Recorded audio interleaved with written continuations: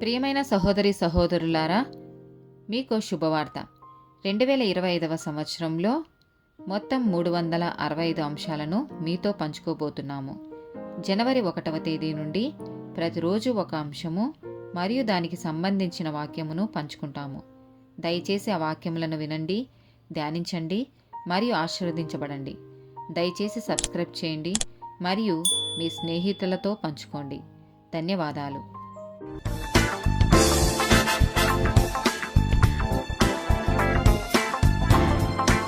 68th day topic సంబంధాలు. ఆదికాండము 21వ అధ్యాయము 17వ వచనం. దేవుడు ఆ చిన్నవాని మొరను వినెను.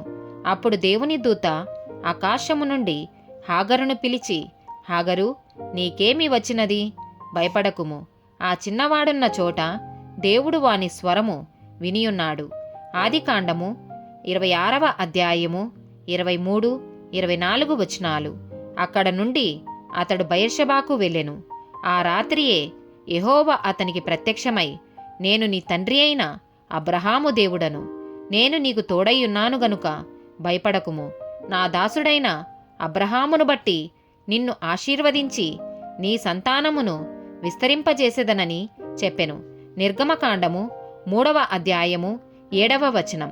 మరియు యెహోవా ఇట్లనెను, నేను ఐగుప్తులోనున్న నా ప్రజల బాధను నిశ్చయముగా చూచితిని. పనులలో తమ్మును కష్టపెట్టు వారిని బట్టి వారు పెట్టిన మొరను వింటిని. వారి దుఃఖములు నాకు తెలిసేయున్నవి. యెషయా గ్రంథము 25వ అధ్యాయము 4వ వచనం. కాబట్టి బలిష్ఠులైన జనులు నిన్ను గనపరచెదరు. భీకర జనముల పట్టణస్థులు నీకు భయపడుదురు. యెషయా గ్రంథము 41వ అధ్యాయము 10వ వచనం. నీవు నా దాసుడవనియు నేను నిన్ను ఉపేక్షింపక ఏర్పరచుకుంటుననియు నేను నీతో చెప్పియున్నాను. నీకు తోడైయున్నాను, భయపడకుము. నేను నీ దేవుడనై యున్నాను, దిగులు పడకుము.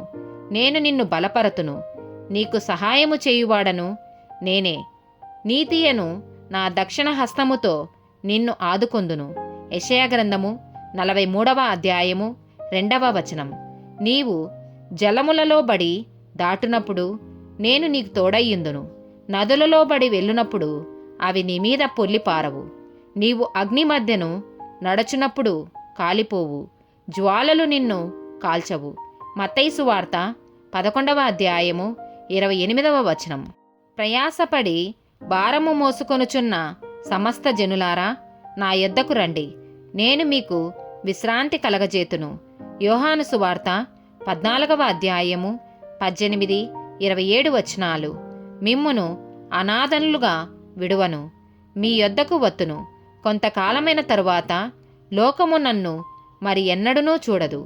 శాంతి మీకు అనుగ్రహించి వెళ్ళుచున్నాను. నా శాంతినే మీకు అనుగ్రహించుచున్నాను. లోకమిచ్చునట్టుగా నేను మీకు అనుగ్రహించుటలేదు. మీ హృదయమును కలవరపడనీయకుడి, వెరవనీయకుడి. యోహాను సువార్త 16వ అధ్యాయము 33వ వచనం. నా యందు మీకు సమాధానం కలుగునట్లు ఈ మాటలు మీతో చెప్పుచున్నాను. లోకములో మీకు శ్రమ కలుగును, అయినను ధైర్యము తెచ్చుకొనుడి, నేను లోకమును జయించి ఉన్నాననెను. రోమీలకు రాసిన పత్రిక 8వ అధ్యాయము 28వ వచనం. దేవుని ప్రేమించు వారికి, అనగా ఆయన సంకల్పము చొప్పున పిలువబడిన వారికి మేలు కలుగుటకై సమస్తమును సమకూడి జరుగుచున్నవని ఎరుగుదము. ఆమేన్.